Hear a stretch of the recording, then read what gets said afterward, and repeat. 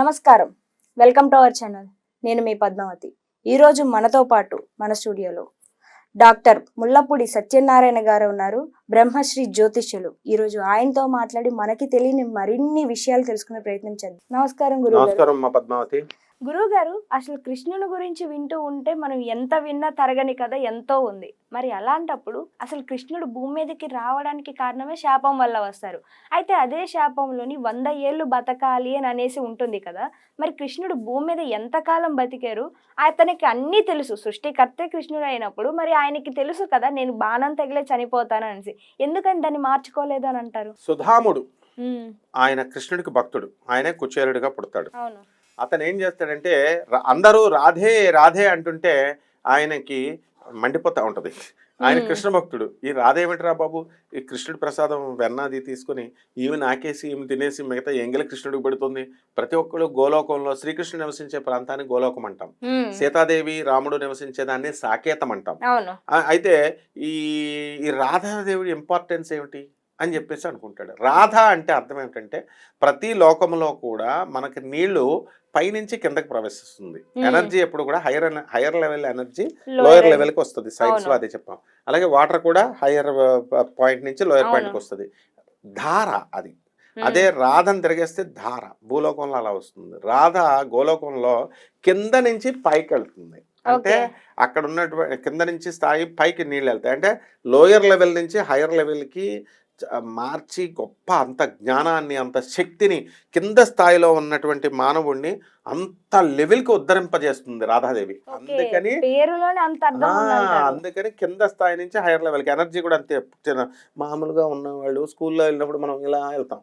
ఇప్పుడు ఎక్కడైనా కొత్తగా ఉద్యోగంలో చేరినప్పుడు పిల్లిలాగా వెళ్తాం. ఆ తర్వాత కొన్ని రోజులు వెళ్తా ఐఎమ్ ద బాస్, నేను లేకపోతే ఈ సంస్థ లేదు అంటాం.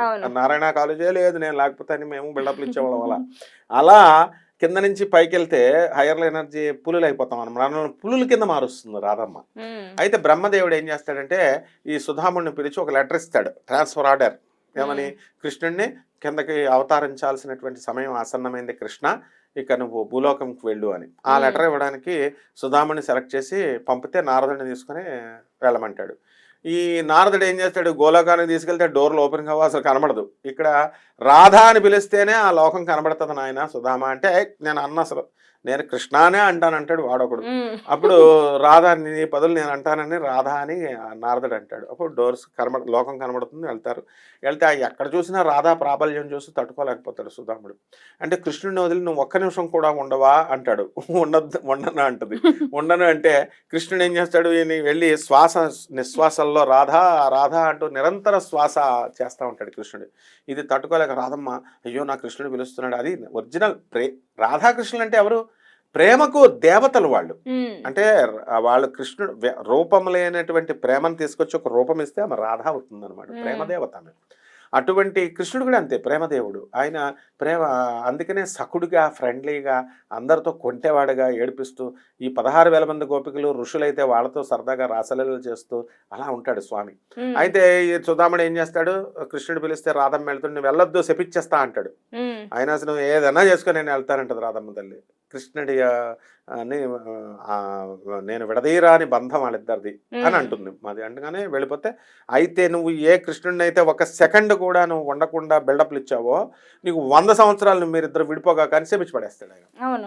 అప్పుడు రాధమ్మ బాగా హడిలిపోతుంది పాపం. ఇప్పుడు ఎలా మరి మళ్ళీ కృష్ణుడిని మర్చిపోతావు కాక అంటాడు అక్కడ భూలోకంలో. స్పృహ ఉండదు అనగానే అప్పుడు కృష్ణుడు ఏం చేస్తాడు, అలా కాదని ముందు నువ్వు వెళ్ళమ్మా, నేనే నిన్ను గుర్తుపట్టి వస్తాను, నువ్వు నన్ను గుర్తుపట్టలేవని ఈ జుట్టు ఒక కోడ్ భాషలాగా ముంగర్ల కింద తీసి రాధకి ఎప్పుడు అలాగ ఉండేలాగా ముందు పుట్టిస్తాడు. పుట్టిన తర్వాత కృష్ణుడు కూడా పుట్టాడు. రాధా కృష్ణ స్టోరీ ఇక తెలిసిందే. ఇకపోతే కృష్ణ భగవానుడు ఎప్పుడూ కూడా కర్మ గురించి చెప్తాడు. అరే మీరు కర్మ మంచిగా చేయండి రా నాయన, కర్మ మంచిగా చేయండి. కర్మణ్యేవాధికారస్తే, కర్మ చేయడం ఎందే నీకు అధికారం ఉంది. మా ఫలేషు కదాచన, నేను ఇస్తాను ఫలితం మీద నీకు హక్కు లేదు. నువ్వు ట్రై చేయడమే ఎగ్జామ్ రాయడం వరకు నీ డ్యూటీ. దానికి రిజల్ట్ వస్తుందా రాదా నేను నీకు హక్కు లేదు. Don't expect, keep on trying. This is the philosophy of lord Krishna. So అప్పుడు ఈ యొక్క కృష్ణ పరమాత్మ అందుకనే కర్మను చేయమంటాడు. మళ్ళీ వెంటనే కర్మ కర్మను త్యాగం చేయమంటాడు, మోక్షం కావాలంటాడు, మోక్ష సన్యాసి యోగం, కర్మ సన్యాసి యోగం. ఈ ఫిలాసఫీ ఎవరికి అర్థం కాదు భగవద్గీత. ఆయన సరెండర్ అయ్యి ఆయన this is called as tautology అంటాం మనం. అంత అద్భుతంగా ఉంటుంది. భగవద్గీతలో ఉన్న గ్రాండర్ ఏంటంటే ప్రతిసారి కూడా ఆయన చదివినప్పుడల్లా కొత్త అర్థం పుడుతుండేది. వైట్ హౌస్ అని చెప్పుకుంటాం కదా మనం అమెరికాలో, రొనాల్డ్ రేగన్ వచ్చి ఆయన ఏముందో చూపిస్తానని చెప్పి చూపిస్తాడు. చూపించగానే బైబిల్తో పాటు భగవద్గీత కూడా వైట్ హౌస్ లో ఇప్పటికి కూడా మనది ఉంటుంది. సో అంత గౌరవిస్తారు కృష్ణుడిని వాళ్ళు. కాబట్టి ఇప్పుడు ఏమైందంటే అసలు కృష్ణుడు మనకి పుట్టడానికి ఎంత తపస్సులు చేశారు, అంత ఫ్రీగా ఏం పుట్టేయలేదు. ఉత్తుత్తి ఆఫ్రాల్ ఆ శాపం కాదు, భూలోకవాసుల్ని ఉద్ధరించడానికి కృష్ణ పరమాత్మ ఇచ్చిన అపూర్వ అవకాశం. అప్పుడు ఆ బ్రహ్మదేవుడు ఇచ్చిన లెటర్ ఏమిచ్చాడు రా బాబు అని కృష్ణుడు అడిగితే ఆ లెటర్ ఇచ్చానంటాడు. ఆ లెటర్లో ఇదే ఉంటుంది. అంటే శ్రీకృష్ణుడే సంకల్పించాడు మనందరినీ ఉద్ధరించడం కోసం, మనల్ని మోక్షం ఇప్పించడం కోసం.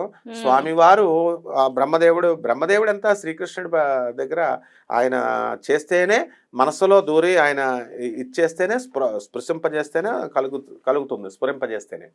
సో ఈ కర్మ అనేది కృష్ణుడే, పుట్టుక అనేది కృష్ణుడే, ఈ భూలోకానికి రాధమ్మని పంపింది కృష్ణుడే. అదంతా మన కోసం చేస్తాడు ఎప్పుడు కూడా.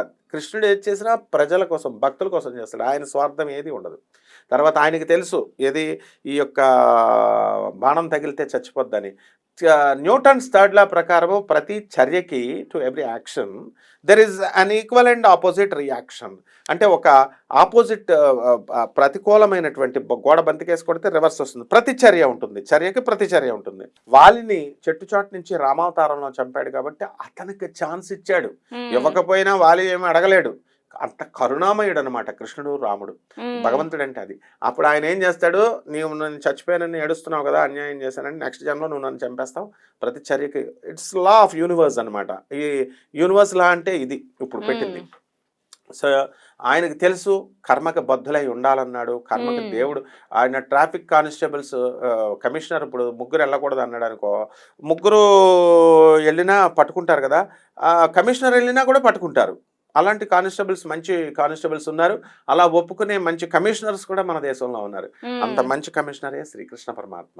ఆయన ఏం చేశాడు, కర్మ నేను రూల్ పెట్టాను, మనకి కాన్స్టిట్యూషన్ రాశాను, దేవుడు అనేటటువంటి లోకంలో లా ఆఫ్ యూనివర్స్ కాన్స్టిట్యూషన్ రాసుకున్నాం, దానికి బద్ధులై ఉండాలి, కర్మకు నేను కూడా బద్ధుడిని అన్నాడు అని చెప్పడం కోసం, ఆ కర్మని గౌరవించడం కోసం స్వామివారు ఆ వాలియే ఒక జర అనేటటువంటి ఒక బోయవాడుగా పుట్టి ఆ బాణం కృష్ణ పరమాత్మ యొక్క బొటనవేలుకి వేయించుకొని చనిపోయినట్టుగా యాక్టింగ్ చేస్తాడు. యాక్చువల్గా శ్రీకృష్ణ పరమాత్మ చనిపోడు, అంతర్ధానం అవుతాడు. అంటే కోడెడ్ లాంగ్వేజ్ లో ఉంటుంది ఎప్పుడు కూడా, మహర్షులు రాసింది. దట్ షుడ్ బి డీకోడెడ్ అనమాట. ఆయన 100 సంవత్సరాలు పూర్ణాయుర్ధాయంతో బతికాడు ఆయన కృష్ణ పరమాత్మ. తర్వాత అంతర్ధానం అయిపోతాడు. దత్తాత్రేయ స్వాములు వారు ఒకళ్ళు, ఆదిశంకరులు ఒకళ్ళు, వీళ్ళంతా కూడా అంతర్ధానం అవుతారు, అంటే పరమ పురుషులు. సో ఇక్కడ జరిగింది ఏంటంటే, ఇక్కడ ఆయన యొక్క సంకల్పం వల్లే రాధాదేవి ఈయన విడిపోవడం, మళ్ళీ కలవడం, గోలోకంలో కలవడం, వెళ్ళడం. అయితే ఇక్కడ కావాల్సింది ఏంటంటే స్వామివారి సంకల్పం ప్రకారం మనం అంత అదృష్టవంతులం అంటే, స్వామివారు 100 సంవత్సరాలు 1000 సంవత్సరాలు తపస్సు చేస్తేనే స్వామివారికి ఆ కరుణ మన మీద కలిగింది. మనం చేయకపోవచ్చు తపస్సు, ఋషులు మంచివాళ్ళు చేస్తే భూలోకాన్ని తరింపజేయడానికి వచ్చాడు ఆయన, తరింపజేశాడు. మళ్ళీ వెళ్ళిపోయేటప్పుడు మనమేమో మానవులం, మందమతులం కదా, వీళ్ళు ఏం చేస్తారంటే మొత్తం శ్రీకృష్ణుడు వచ్చినప్పుడు మనకేమో ఆనందం లేదు, అంటే దాని విలువ లేదు, విలువ తెలియదు. అలాగే శ్రీకృష్ణుడు మనతో తిరుగుతున్నప్పుడు ఆయన విలువను గుర్తించలేకపోయాం, శ్రీకృష్ణుడు వెళ్ళిపోతున్నప్పుడు బాధ లేదు మనకి, అంతా మనం తిండి తినడం పడుకోవడం అన్నట్టే తప్ప ఆ మహాత్ముడు వచ్చాడు, స్వామే మనతో తిరిగాడని తెలియదు అనమాట. మనం అల్పజ్ఞునం మనం. కానీ దేవతలు తెలివైన వాళ్ళు. అవతారం చాలించి వెళ్ళిపోతుంటే వెల్కమ్ చెప్తూ ఆకాశ మార్గంలో క్లియర్గా వ్యాస భాగవతంలో ఉంది, వెల్కమ్ చెప్తూ దేవతలు, గంధర్వులు, కిన్నెర్లు, కింపురుషులు అందరూ అమ్మ మా దేశానికి మళ్ళీ వచ్చాడు, మా రాజ్యానికి అని తీసుకుపోతారు. లోజర్స్ ఎవరు? భక్తులు, మనం భూలోక వాసులం. మనం ఇంత ఇప్పటికి కూడా ఏంటో ఒక ఆయన కామెంట్ పెడతాడు, ఏమిటో భూలోకంలో ఉన్న అన్ని మతాల దేవుళ్ళకి భూలోకం మీద ఎందుకో ఎంత ప్రేమ అంటాడు. పిచ్చివాళ్ళు అనమాట. మనం కోల్పోయాం దేవుణ్ణి. ఆయన మళ్ళీ పుట్టాలి అనుకోవాలి. కాబట్టి ఫైనల్గా నేను చెప్పేది ఏంటంటే, ఇదంతా కూడా స్వామివారి యొక్క సంకల్పము. స్వామివారి యొక్క కృష్ణుడి యొక్క సంకల్పం లేనిదే ఏది, ఈ వెంట్రుక కూడా ఇక్కడి నుంచి అక్కడ కదలదు, ఆకు కూడా ఇక్కడి నుంచి అక్కడ కదలదు.